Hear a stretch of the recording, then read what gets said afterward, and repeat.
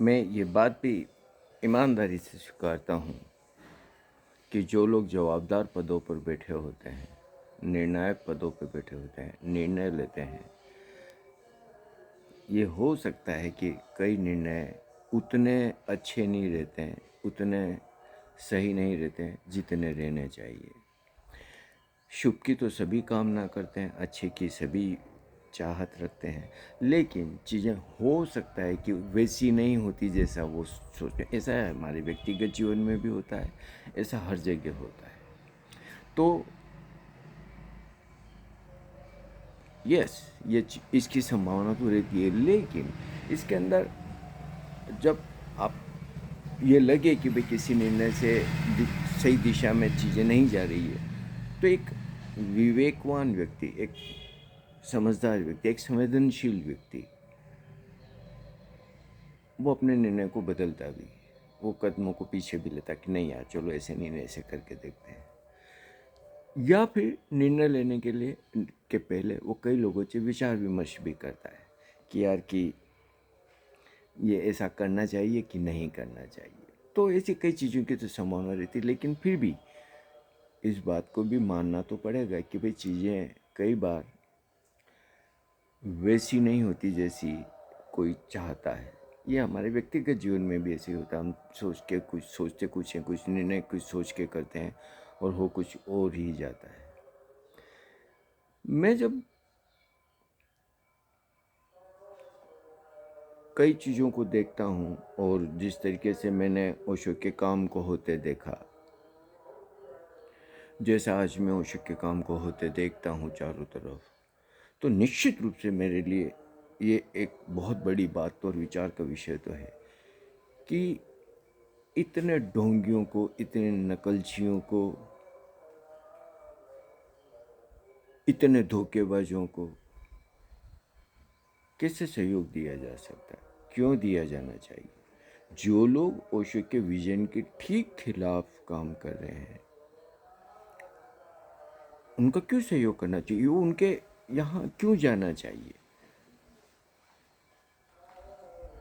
आरतियां कर रहे हैं, ओशो जैसे लबादे पहन के दौड़ रहे हैं, कितना भद्दा लगता है यार। नकल की भी इतनी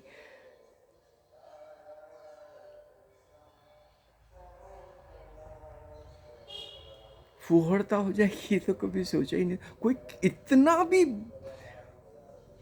गिर सकता है कि ओशो जैसे कपड़े रोब पहन के नौटंकी करे? इसकी जरूरत है क्या? ये किया जाना चाहिए?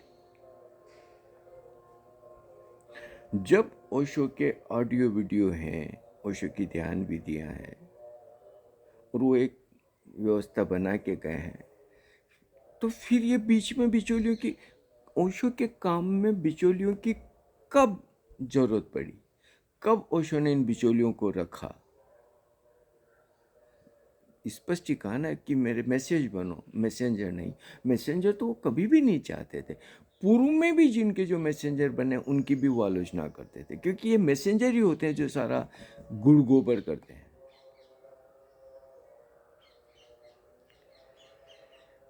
तो हैरानी नहीं होती है कि मैं अब कल ही एक क्लिप देख रहा था, किसी कहीं कोई कार्यक्रम हो रहा था, तो जिन लोगों ने खुद ने कभी ध्यान नहीं किया, जिन लोगों को ओशो के संदेश की कण बराबर भी समझ नहीं, मूर्ख कहो, गंवार कहो, लेकिन और पैरों में पड़ रहे हैं लोग उनके, और एक लफंगे के पैरों में पड़ते हुए शर्म नहीं आती? क्या ओशो ने ऐसे सब करने की कभी स्वीकृति दी? इतना भी हम ओशो से नहीं सीखे? मैं चलो ठीक है, कुछ लोगों के निर्णयों के विरोध में मैं बोलता हूँ, लेकिन जब ओवरऑल पूरे देश में बहुत कुछ होते देखता हूँ, वो भी तो कोई बहुत विधायक नहीं है, वो भी तो बहुत शुभ नहीं है, वो भी तो निराशाजनक है। और वो ज़्यादा निराश, मैं अगर तुलना ही करूँ तो ये ज़्यादा जहरीला है। क्योंकि ये तो ओशो के संदेश को पूरी तरीके से मटियामेट कर रहे हैं, ठीक ओशो संदेश के विपरीत काम कर रहे हैं। कम से कम वो लोग इतना तो बुरा काम नहीं कर रहे ना भाई। ठीक है, कुछ गलतियां हुई जिसमें कुछ लोगों को उतना सुख नहीं मिला जितना मिलना चाहिए था, या छोटी छोटी चीज़ें। मैं निश्चित रूप से तुलनात्मक रूप से जब बातों को देखता हूँ तो मैं पूना के साथ खड़ा हो पाता हूँ, क्योंकि गुनाह जो बाहर हो रहा है, और अगर ये गुनाहगार वहाँ होते तो क्या स्थितियाँ करते। मैं रूह तक कब जाती मेरी जब देखता हूँ तो वो वहाँ पे मेन गेट पे घंटा लटका के बजाते होते, आज हवन यज्ञ हो रहे होते हैं वहाँ पे। तो ये भी तो हमें देखना पड़ेगा कि ओवरऑल चलो ठीक है कि उनने बहुत अच्छा काम नहीं किया, या उनके काम में हम कमियां निकाल दें, आलोचना करना चाहिए, उसमें कोई बुराई नहीं है, विचार विमर्श हर जगह होना चाहिए। लेकिन बाहर क्या हो रहा है यार। और चलो ठीक है कि कुछ ऐसे निर्णय हुए जिनसे एक पीढ़ी थोड़ा सा परेशान है, उस पीढ़ी के लिए किसी ने क्या किया। आज 70-75 या 80 साल की उम्र में कोई इधर से उधर अपनी रोजी रोटी के लिए, अपनी चीज़ों के लिए या दवाइयों के लिए कुछ अगर, तो उसके लिए क्या किया। लफंगों को तुम करोड़ों रुपए दे रहे हो, लफंगों के पता नहीं क्या क्या चीज़ें चल रही जिसमें तो पैसा ही पैसा लग रहा है। नकलचियों और ढोंगियों के तो पैसों की कोई कमी नहीं है। तो बाहर भी निर्णय तो शुभ नहीं हुआ ना। बाहर के लोगों ने भी तो वैसा कुछ ऐसा नहीं किया कि चलो यार उस पीढ़ी के लिए भी कुछ किया जाए। वो भले हैं, भोले हैं, सीधे हैं, सरल हैं, समर्पित हैं ओशो को। किसी ने आगे बढ़ के उनके हाथ थामे।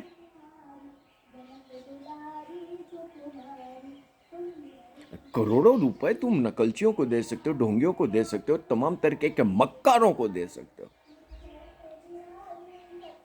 हो, दिए जा रहे हो।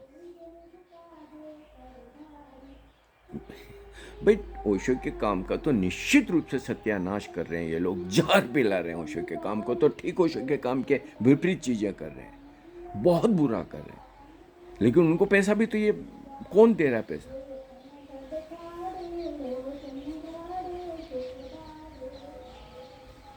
क्यों दे रहा है। तो कह सकते हैं कि पूरे कुएं में ही भांग पड़ी। कोई 4 लोगों के निर्णय के ऊपर या 4 लोगों के निर्णायक पदों पर बैठे पे बात करने से काम नहीं चलेगा। कोई बहुत समझदारी तो बहुत लोगों ने नहीं दिखाई है। कई चीजें ओशो के काम में बहुत खूबसूरत होती है, अर्थ के अभाव में वो 2 कदम चल के खत्म हो जाती है। लेकिन इन लफंगों को तो तुम दिए जा रहे हो यार। इनके बड़े बड़े भव्य आयोजन हो रहे हैं यहां और वहां और वहां और वहां।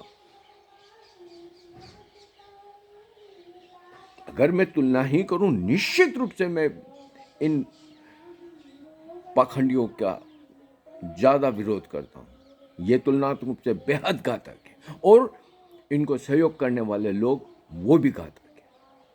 शर्म, तुम्हें नहीं पता चल रहा यार कि ये लोग किस तरीके से ओशो के संदेश में जहर मिला रहे, ओशो के संदेश को देखते देखते संप्रदाय बना रहे। तो ऐसा नहीं है कि कोई कि मतलब कि वो तो गलत कर रहे हैं या वो उनके काम में थे या उनके निर्णयों में से तो कुछ कमी बेसी निकाली जा सकती, लेकिन दूसरे, अरे भाई जब मैं देखता हूँ हालात और जब चीज़ें तो अरे यार ये सीखे हो क्या ओशो से। ओशो के तो ऑडियो वीडियो है ना भाई, और ऐसे ऐसे लोग जो सालों से ओशो को सुन रहे हैं, फिर ऐसा कैसे कर सकते हो यार। और क्यों करना चाहिए ऐसा, इसकी जरूरत क्या है।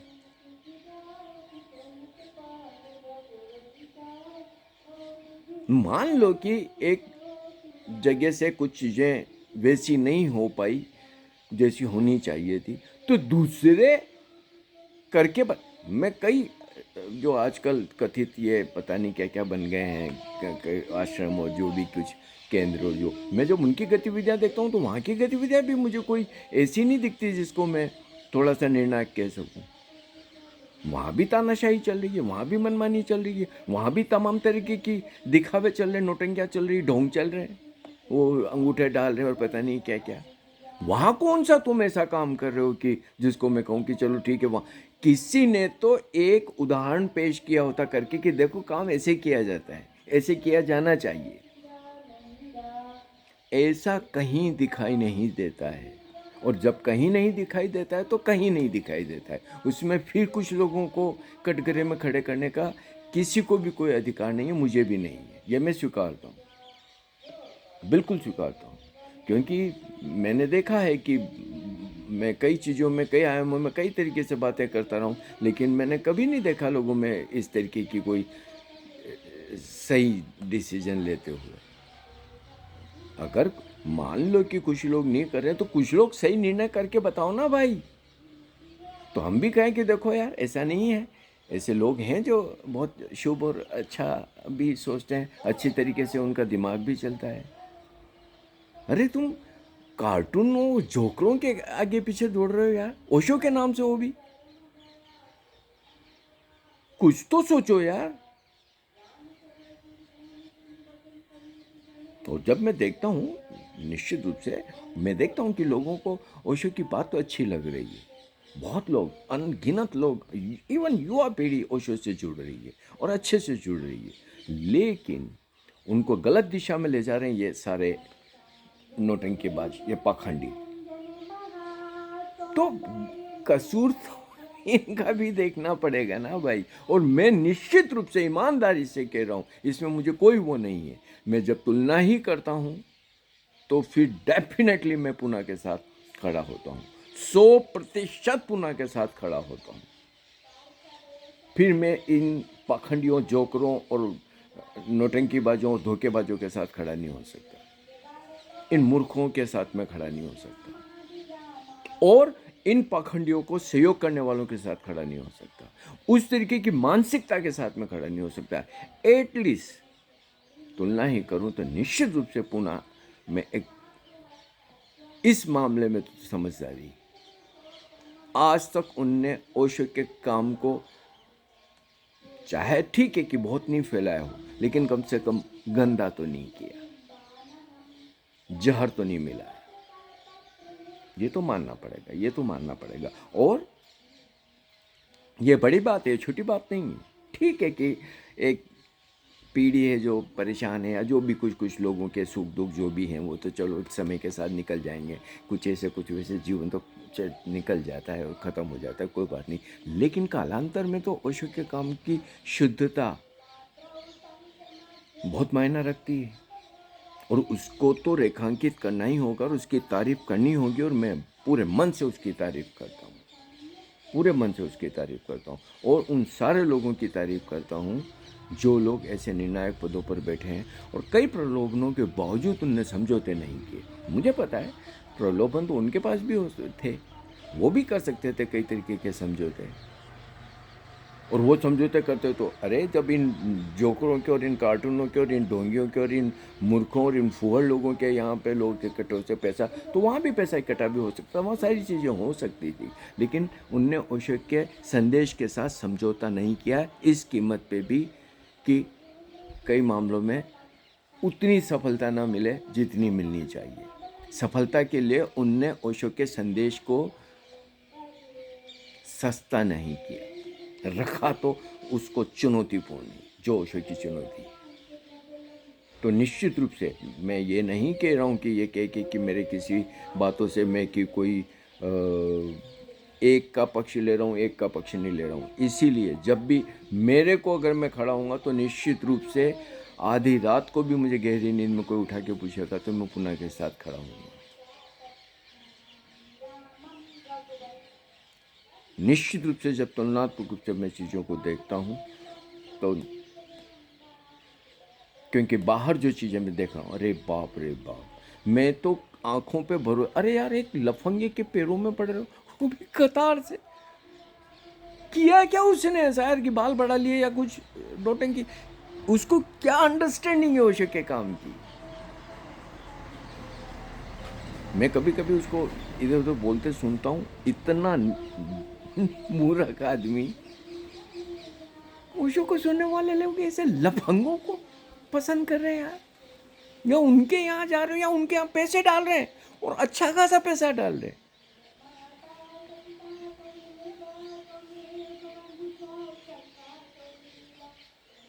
तो ऐसा थोड़ी है कि एक जगह से तो उतना ठीक नहीं हुआ और दूसरी जगह बहुत ठीक हो रहा है। अरे नहीं भैया, तुम नहीं करो तो नाश मिला रहे हैं ये बाहर के ढोंगी और नक्काल और नकलची। ना ना ना ना, मैं इन देवदत्तों के, इन रिंग मास्टर के, इन लफंगों के, इन लठ भारतीयों के पक्ष में कर्ण बराबर भी नहीं हूँ। निश्चित रूप से तुलना करोगे तो मैं फिर 100% पूना के साथ खड़ा हूँ और पूना के साथ मैं खड़ा रहूँगा। हाँ ठीक है, कभी कोई बातें बोलता हूँ, मेरे अपने हैं, बोलूँगा तो सही, लेकिन इसका मतलब ये नहीं है कि मैं सही को सही और गलत को गलत ना कहूँ। उतनी तो समझ मेरे में है। हमारे चैनल को सब्सक्राइब करिए, लाइक करिए, शेयर करिए और थोड़ी आर्थिक मदद करिए। दवाइयों तक की मुश्किल तो